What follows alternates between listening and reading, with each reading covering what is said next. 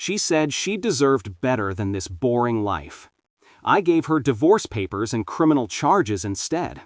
I'm Daniel Mitchell, 41 years old, and for 15 years I believed my marriage to Victoria was unbreakable. We lived in a custom stone and glass house in Greenwich, the kind of property that whispers success through imported marble and infinity pools that blur into manicured landscapes. I ran a forensic accounting firm specializing in corporate fraud investigations, spending my days unraveling financial deceptions for Fortune 500 companies and federal prosecutors. Victoria managed a luxury real estate portfolio, selling multi-million-dollar properties to tech moguls and entertainment industry executives. To our social circle, we were the power couple who had mastered both professional excellence and personal happiness. To me, we were partners building something permanent. To Victoria, as I was about to discover, we were apparently just a convenient launching pad for her real ambitions. The red flags accumulated like evidence in a fraud case, each one small enough to dismiss individually, but devastating when analyzed systematically. My forensic training teaches you that the most dangerous threats hide in plain sight, disguised as legitimate business activities. February brought the wardrobe evolution, from sophisticated business attire to designer pieces that cost more than most people's monthly salaries. When I complimented her new style, she explained that luxury real estate required projecting success to attract high-net-worth clients. March introduced the Phone Fortress, Victoria's device transforming from casually shared to maximum security installation, with biometric locks and notifications permanently disabled. Her explanation about client confidentiality requirements made perfect sense, which should have triggered my professional skepticism about stories that sound too reasonable. April saw the schedule chaos that would redefine our marriage. Victoria's client base had apparently expanded to include evening showings, weekend property tours, and luxury retreats where she networked with potential buyers in Aspen, Napa, and Martha's Vineyard. May brought the dead bedroom situation that developed like a slow-burning financial scandal. Victoria always had legitimate reasons for avoiding intimacy: exhaustion from demanding negotiations, stress from complex deals, hormonal fluctuations that killed her desire for physical connection. But she had endless energy for her mysterious client dinners and real estate conferences that stretched past midnight. June introduced Julian, a venture capitalist who existed only in carefully edited stories. She'd mention him casually, always in professional contexts, describing him as a mentor helping her navigate high-stakes property negotiations and investor relationships. Looking back, I realized she was conditioning me to accept his presence in her life, making him seem boring and safe rather than exciting and dangerous. July brought girls' trips with real estate colleagues I'd never met despite Victoria working in the same luxury market for 12 years. These women required spa weekends and wine country retreats that Victoria would return from glowing and energized, talking enthusiastically about networking opportunities that somehow never included me. The breaking point came at a dinner party hosted by one of her new glamorous acquaintances on a crisp October evening. The conversation revolved around market trends, investment opportunities, and the dizzying heights of wealth accumulation. When I offered a nuanced analysis of global economic indicators, drawing on my forensic insights into market vulnerabilities and corporate fraud patterns, the table fell silent. Victoria, however, didn't miss a beat. She laughed, a brittle, dismissive sound that cut through the polite atmosphere like shattered glass. "Oh, Daniel, you and your boring spreadsheets," she scoffed, loud enough for everyone to hear. "Honestly, darling, sometimes I think your entire world is just numbers and audit trails.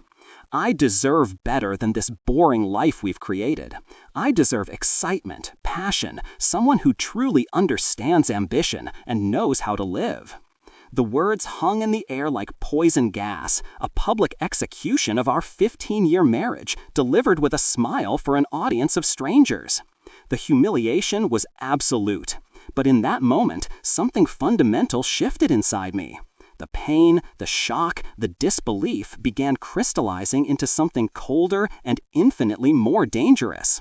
I looked at Victoria, truly looked at her, and saw not the woman I'd loved, but a stranger, arrogant and calculating. Her eyes, once warm, now held a predatory gleam. Her smile was a performance mask. The woman who had sworn vows of fidelity and partnership had just publicly declared me inadequate and expendable. But the boring, predictable man who spent his career dissecting complex financial frauds and exploiting hidden vulnerabilities was about to become the most dangerous threat she had ever encountered. That night, as Victoria continued her performance, oblivious to the seismic shift within me, I made a silent decision that would change both our lives forever. If she deserved better than this boring existence, then I would ensure she got exactly what she deserved. My forensic accounting background had taught me that the most devastating frauds are insider operations, conducted by people with access, trust, and intimate knowledge of system vulnerabilities. Victoria had just revealed herself as the ultimate insider threat to our marriage, but she'd made a critical error. She'd underestimated the quiet guy who makes his living following money where it pretends it never went. The emotional husband was dead. The forensic accountant had just been activated, and Victoria had no idea that her boring, spreadsheet-obsessed husband was about to conduct the most comprehensive audit of her life. Every transaction, every lie, every carefully constructed deception would be documented, analyzed, and weaponized with the precision I use to destroy corporate criminals. She wanted excitement and unpredictability in her life. I was about to give her both, just not in the way she expected. My response wouldn't just make her panic. It would make her understand that calling a forensic accountant boring while conducting systematic fraud was the most expensive mistake she could make. The game had just begun, and the boring husband was about to teach her that the most dangerous people are often the ones who appear harmless while possessing the skills to completely destroy anyone who underestimates them. The humiliation of that dinner party didn't break me. It activated something infinitely more dangerous. The moment Victoria's dismissive laughter echoed through the silence, I stopped being her husband and became her auditor. My forensic accounting expertise, honed through decades of dismantling complex financial frauds for federal prosecutors, now found its most personal and devastating application. She thought I was boring, predictable, easily dismissed. She was about to discover that the most dangerous people are often the ones who appear harmless while possessing the skills to completely destroy anyone who underestimates them. The next morning, Victoria left for what she claimed was an early property showing, kissing my cheek with practiced affection while internally planning whatever deception would fill her day. The moment her Tesla disappeared down our circular driveway, I transformed our home office into a digital war room that would have impressed federal investigators. My forensic software, designed to track complex financial crimes across multiple jurisdictions, was about to dissect 15 years of marriage with surgical precision. The boring husband was about to conduct the most comprehensive audit of his wife's life. The initial data mining revealed systematic anomalies that made my professional instincts scream. Victoria's expense patterns had shifted dramatically over 18 months, with credit card charges at luxury restaurants during supposed client meetings, hotel stays in cities where she claimed to be showing properties, and purchases at high-end boutiques that never appeared in our shared closet. But the real revelation came from analyzing her business account activity through forensic algorithms I used to catch corporate embezzlers. Deposits from property commissions were being systematically redirected through transfers that ended in accounts I'd never seen before. My breakthrough came through our joint cloud storage, which had been automatically syncing Victoria's devices, despite her attempts at operational security. Her phone backups revealed a secret folder containing communications that detailed not just her affair with Julian, but their systematic plan to financially destroy me before filing for divorce. The messages showed premeditation that made my blood freeze. Did you transfer the staging fees to the Cayman account? Daniel's quarterly audit cycle gives us 3 weeks. Once we drain the joint accounts, he'll be too broke to fight the divorce settlement. Victoria and Julian had been planning my financial destruction for over a year, using her insider knowledge of our assets to systematically strip everything valuable while positioning themselves for a divorce that would leave me with nothing but debt and legal bills. They'd researched aggressive divorce attorneys, identified loopholes in our prenuptial agreement, and even discussed fabricating evidence of domestic abuse to ensure Victoria received maximum alimony while destroying my professional reputation. The woman who deserved better than boring had been conducting economic warfare while I remained gratefully oblivious. That afternoon, I contacted my professional network with the same methodical precision I used for corporate investigations. Margaret Kellerman, a former FBI financial crime specialist who now handled high-net-worth divorce cases, reviewed my preliminary evidence with professional detachment. "Your wife's conducting financial warfare like an amateur," Margaret observed. "She's leaving digital footprints that would embarrass a first-year accounting student. We can destroy her completely, but we need strategic timing and prosecutorial presentation." Within 72 hours, Margaret had transformed Victoria into the most thoroughly surveilled target in Connecticut.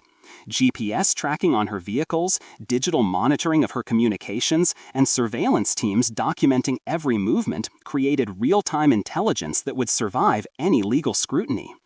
But Margaret's corporate connections provided something even more valuable: Julian's complete financial profile, including his business dealings, tax obligations, and most importantly, his existing legal vulnerabilities that Victoria knew nothing about.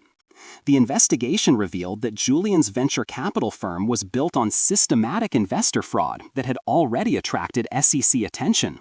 His luxury lifestyle was financed through Ponzi schemes and fraudulent investment opportunities that made him a federal target. Victoria wasn't just having an affair with a wealthy investor, she was romantically involved with a criminal who was already under investigation for securities fraud.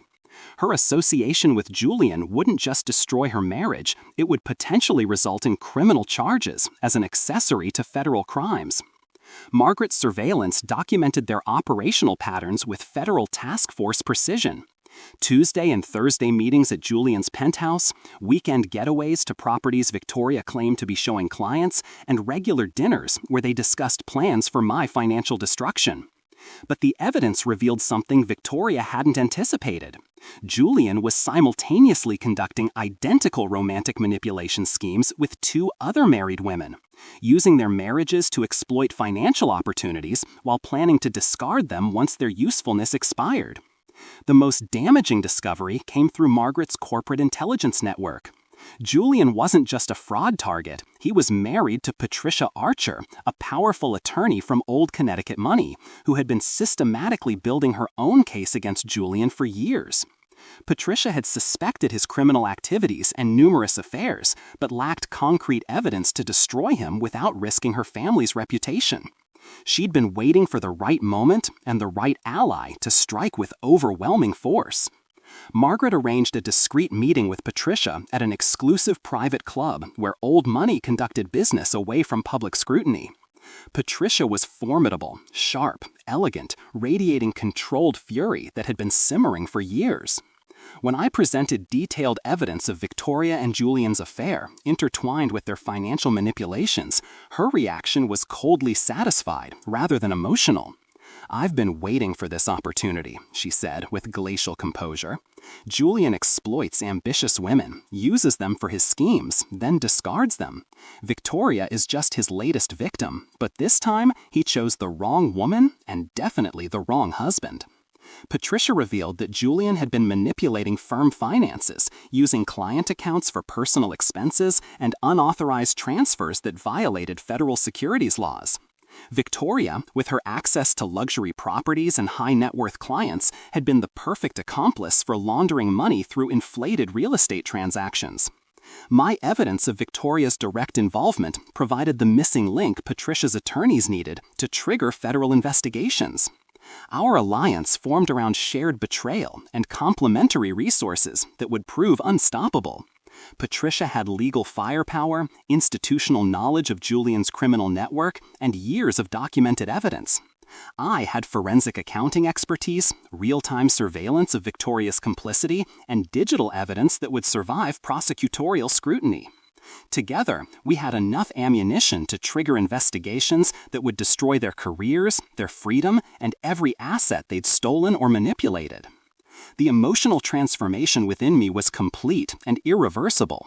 The heartbroken husband had been replaced by something infinitely more dangerous, a forensic accountant with unlimited resources and professional expertise in destroying financial criminals. Victoria had called me boring while systematically betraying our marriage and planning my destruction.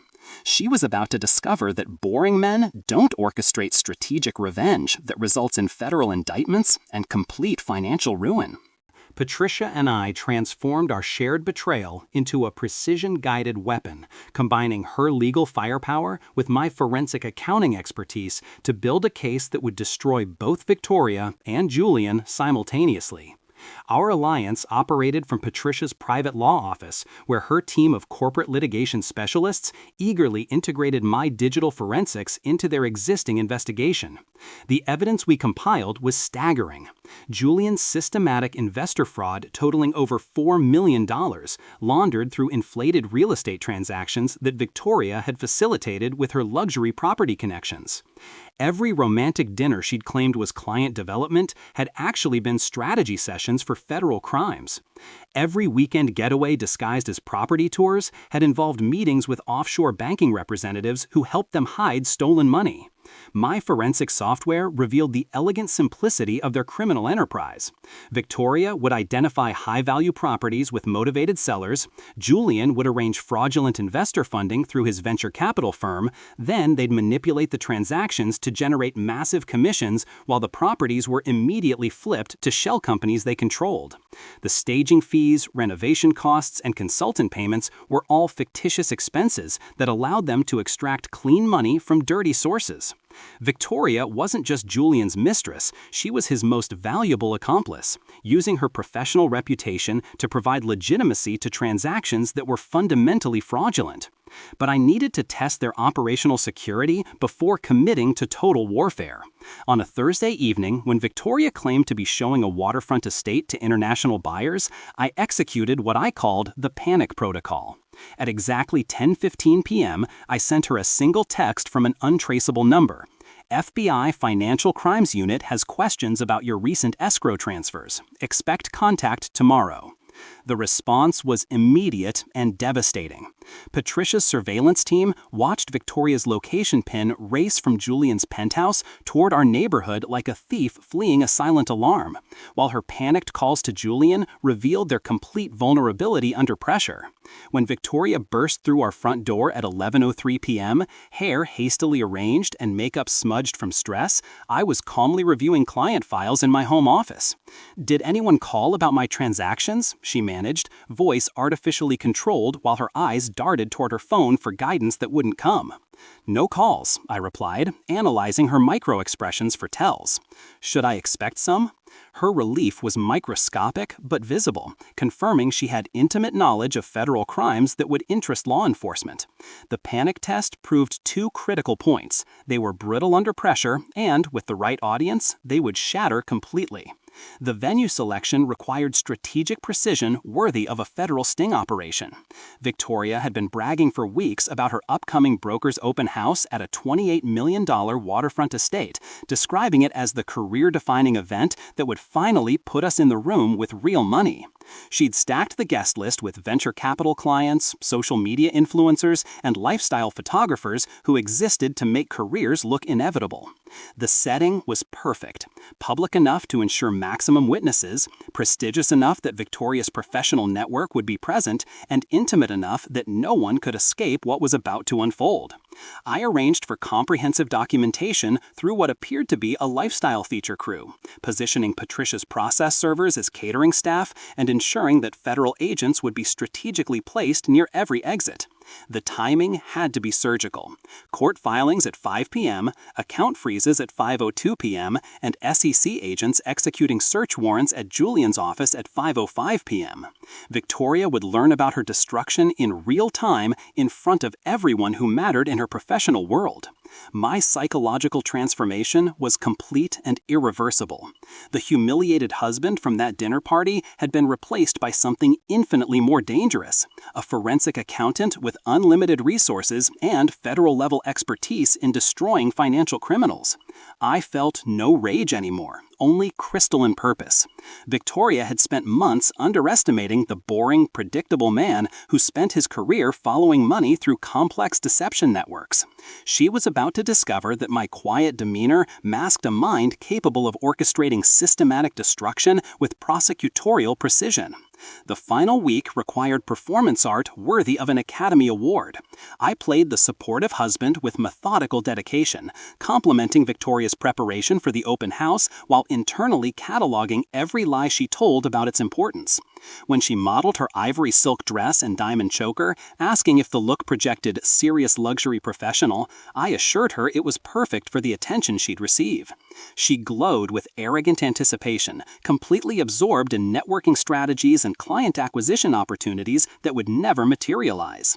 Her overconfidence, born from my perceived passivity, became her greatest vulnerability. Friday afternoon brought the legal nuclear option that would ensure no escape routes remained.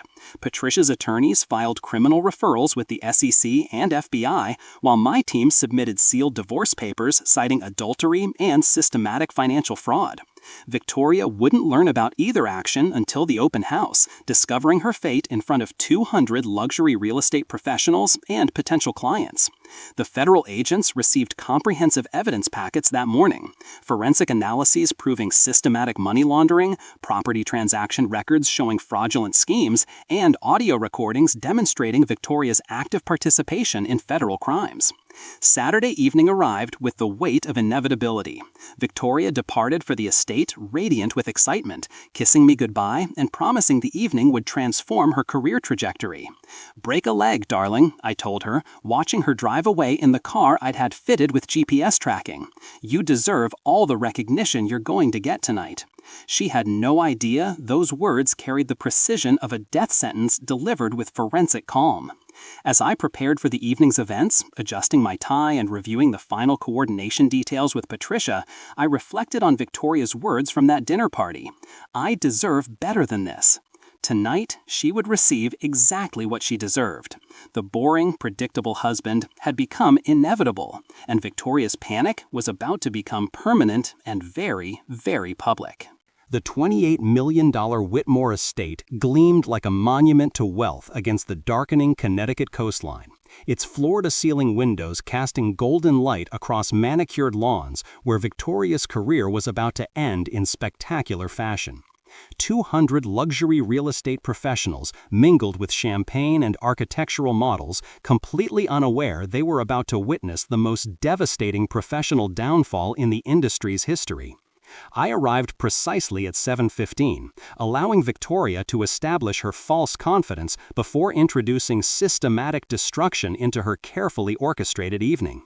Patricia positioned herself strategically near the presentation area, elegant in midnight blue silk and radiating the controlled determination of someone whose victory was mathematically inevitable.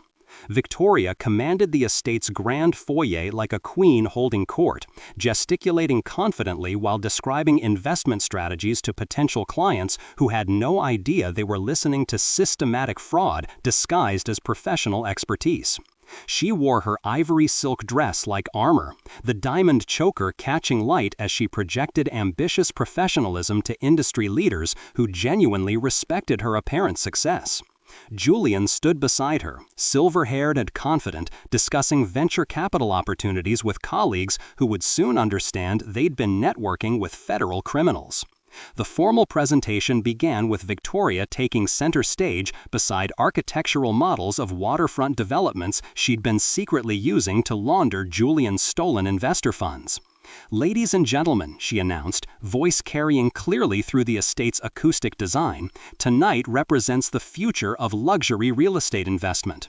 She spoke passionately about market opportunities, exclusive access, and the revolutionary approaches that had made her Connecticut's most successful luxury broker. Her performance was flawless, commanding attention from 200 industry professionals who had no idea they were about to become witnesses to federal crimes. That's when I stepped forward from the crowd, my movement drawing curious glances from nearby guests who recognized me as Victoria's supportive husband. "Ladies and gentlemen," I said, my voice carrying with forensic authority, "I'd like to provide additional context to Victoria's remarkable achievements." The room quieted with the kind of attention that precedes either celebration or catastrophe. Victoria's confident smile faltered as she processed the impossibility of my presence at her exclusive professional showcase. The boring, predictable husband was about to become the most dangerous man in the room. Patricia's prearranged signal activated the estate's presentation systems, modified earlier by her technical team. The first slide appeared on massive screens throughout the property, a comprehensive forensic analysis showing Victoria's reported property transactions versus actual financial flows, revealing systematic money laundering totaling over $6 million. Murmurs rippled through the crowd as real estate professionals recognized the implications. The second slide displayed Victoria's active participation in Julian's investor fraud scheme, her signatures on fraudulent documents, and her presence at meetings billed as legitimate client development but actually focused on hiding stolen money through inflated property valuations. Victoria attempted to interrupt, claiming technical difficulties and requesting security, but I continued with prosecutorial precision that silenced all objections. "These aren't technical difficulties, Victoria. This is a comprehensive audit of your operations." The third slide showed text message conversations between Victoria and Julian discussing how to maximize their money laundering through phantom renovation costs and fictional consulting fees. The fourth slide displayed photographs from their romantic getaways, complete with timestamps proving they were conducting federal crimes while billing their time as legitimate business development. But the devastating revelation came with slide 5, audio recordings of Victoria and Julian planning my financial destruction, played through the estate's premium sound system with crystal clarity. Her voice discussing draining Daniel's accounts before he realizes what's happening, followed by Julian's detailed instructions for fabricating abuse evidence to maximize her divorce settlement, created absolute silence.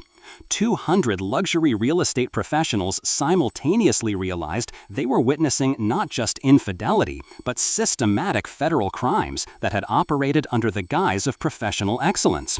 Victoria collapsed against the display table, knocking over architectural models and sending champagne glasses crashing to marble floors, but there was nowhere to run.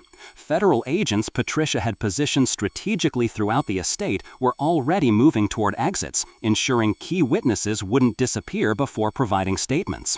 Estate security, briefed about the situation, stood ready to maintain order while investigators completed their documentation of what had just become the most public financial fraud exposure in luxury real estate history. When Patricia stood and walked to the microphone, identifying herself as Julian's wife and the source of the comprehensive fraud investigation, the estate erupted in controlled chaos. "My husband has been running this scheme for over 3 years," Patricia announced with clinical precision, using ambitious women like Victoria Mitchell to provide credibility while he systematically stole from investors and manipulated property markets. The FBI and SEC have been building their case for 18 months, and tonight's presentation simply makes their evidence public. Julian tried desperately to claim this was a personal vendetta by jealous spouses, but the evidence was overwhelming, and the audience was composed of industry professionals who understood exactly what they were witnessing. The final slide was a masterpiece of strategic destruction, a comprehensive analysis showing how Victoria and Julian's schemes had cost investors over $8 million while generating fraudulent commissions that financed their affair and my planned destruction. The evening concluded with both Victoria and Julian being arrested by federal agents who'd been waiting outside the estate. Their arrests witnessed by luxury real estate professionals who would ensure news of their downfall spread throughout the industry within hours. Victoria's exclusive broker's open house had become a federal crime scene, with evidence teams photographing everything and potential clients providing witness statements for prosecutorial proceedings. As Patricia and I walked toward the estate's entrance, we passed Victoria's abandoned Hermes clutch on the marble floor where she dropped it during her collapse. The boring, predictable unpredictable husband had just orchestrated the most dangerous evening of several people's lives, transforming a celebration of professional success into a demonstration of inevitable justice. Victoria had said she deserved better than our boring life. Tonight, she'd received exactly what she deserved: federal indictments, asset forfeiture, and the complete destruction of everything she'd built through systematic deception. The forensic accountant had delivered criminal charges that would ensure her new life would be far more restrictive than anything she'd experienced with me. My response had made her panic permanently, and that was the most expensive lesson she would ever learn. The aftermath unfolded with the precision of a forensic audit, each consequence cascading into the next like perfectly timed dominoes. Within 72 hours of the Whitmore estate catastrophe, both Victoria and Julian discovered that public humiliation was merely the opening statement in their complete destruction. Monday morning brought federal indictments, asset seizures, and the systematic dismantling of everything they'd built through years of calculated deception. The boring husband had orchestrated the most comprehensive revenge in white-collar criminal history, and every detail had been planned with forensic accounting precision that left no possibility of recovery. Victoria's career evaporated before her morning coffee cooled. The luxury real estate firm terminated her immediately with cause, voiding commission agreements and triggering clawback provisions for fraudulent transactions spanning 3 years. Her professional license was revoked by the Connecticut Real Estate Commission, effectively blacklisting her from any future employment in the industry she'd spent 15 years building. The high-net-worth clients she'd cultivated through systematic fraud now knew her name not for record-breaking sales, but for her federal mugshot and the money laundering schemes she'd orchestrated with Julian. Julian faced federal charges that carried mandatory minimum sentences: securities fraud, wire fraud, conspiracy, and money laundering totaling over $8 million. Patricia's meticulous documentation, combined with forensic evidence, had created a prosecution package so comprehensive that federal attorneys called it the most organized white-collar case in their experience. His venture capital empire collapsed within a week, his assets frozen under RICO statutes, his business partnerships dissolved, and his reputation destroyed so thoroughly that former clients refused to acknowledge they'd ever known him. The plea negotiations were brutal. He ultimately accepted 26 years in federal prison and restitution orders that would outlive his career. The divorce proceedings moved with unprecedented speed thanks to overwhelming evidence of adultery, systematic theft, and premeditated financial warfare. Victoria's court-appointed attorney recommended she accept whatever terms I offered rather than face a trial that would expose additional criminal charges. The prenuptial agreement she'd mocked as boring paperwork held like carbon steel because I drafted it with the same paranoia I brought to corporate fraud investigations. The house she thought she'd steal through manipulation was owned by multiple trusts I'd established years earlier. My firm's value was protected by intellectual property assignments, and every dollar she'd siphoned from joint accounts was traced, credited against her settlement, and multiplied through statutory treble damages. But the most satisfying destruction came from watching her entire support system collapse like a compromised network under attack. Her sister Amanda, who'd encouraged the affair during recorded phone calls, discovered that family loyalty has limits when federal investigators start asking questions about complicity in money laundering schemes. Colleagues who'd initially defended her relationship quickly distanced themselves when criminal charges became public and their own business relationships faced scrutiny. Even Julian, facing decades in federal prison, turned on her during plea negotiations, claiming she'd manipulated him into the fraud schemes that destroyed his investment firm. 6 months later, I was reviewing investment portfolios that had grown substantially since I'd strategically repositioned assets before Victoria's world collapsed in federal court. My forensic accounting firm had expanded dramatically, benefiting from companies suddenly aware that trusted employees could be systematically stealing while appearing professionally successful. The contracts I signed in the aftermath of the luxury real estate scandal were worth more than Victoria's annual commission income, and my reputation for detecting sophisticated financial fraud had made me the most sought-after consultant in corporate security investigations. Patricia and I had developed a relationship built on mutual respect and shared experience of strategic revenge executed with prosecutorial precision. She'd emerged from her divorce with Julian's legitimate business assets, his client portfolio, and custody arrangements that completely severed his access to their children after his federal conviction. Together, we'd built something genuine from the ashes of our destroyed marriages, founded on loyalty and honesty rather than manipulation and deception. Our specialized consulting firm focused on preventing sophisticated financial fraud, turning our personal trauma into valuable expertise that protected other high-net-worth families from internal threats. The moment of perfect closure came on a Tuesday afternoon when Patricia and I were having lunch at an outdoor cafe in Greenwich, celebrating our firm's first anniversary. Across the street, I spotted Victoria walking with shoulders hunched, carrying a stack of resumes and wearing discount store clothing that screamed financial desperation. Her hair was styled at a chain salon rather than the exclusive spa she'd once frequented, and everything about her appearance reflected the reality of federal probation, minimum wage job hunting, and complete social exile. When she noticed me, her eyes widened with desperate recognition, and she started to approach with the expression of someone who still believed apologies could undo federal convictions. I simply met her gaze with calm indifference, then turned back to Patricia, dismissing Victoria as completely as she'd once dismissed our marriage at that dinner party. She hesitated, shoulders slumping, then turned away and disappeared into the crowd. Some conversations aren't worth having, and some people only learn when they lose absolutely everything they thought they could steal through systematic deception. Later that evening, Victoria sent a text from yet another new number. "Daniel, I made terrible mistakes. This life is hell. Can we talk about forgiveness and starting over?" I blocked the number without reading it twice. Federal money laundering convictions aren't mistakes, and systematic financial warfare isn't a relationship problem that conversation can solve. Victoria had made calculated choices for over 2 years, systematically destroying our marriage while stealing our shared assets and planning my complete financial ruin through criminal enterprises. As Patricia and I walked home together, I reflected on how completely my life had transformed since that dinner party where Victoria first declared we inadequate and boring. I'd lost a wife, but gained self-respect. I'd lost a marriage, but found love with someone who understands that trust isn't renewable once shattered by systematic betrayal and federal crimes. I'd lost my illusions about forever, but I'd gained knowledge that strategic thinking and forensic precision could overcome any deception when applied with sufficient patience and professional expertise. Victoria had been catastrophically wrong about me being boring and predictable. The most dangerous people are often those who appear quiet and methodical but possess the intelligence and determination to completely destroy anyone who underestimates them. I wasn't boring, I was inevitable. She'd said she deserved better than our boring life. I gave her divorce papers and criminal charges instead.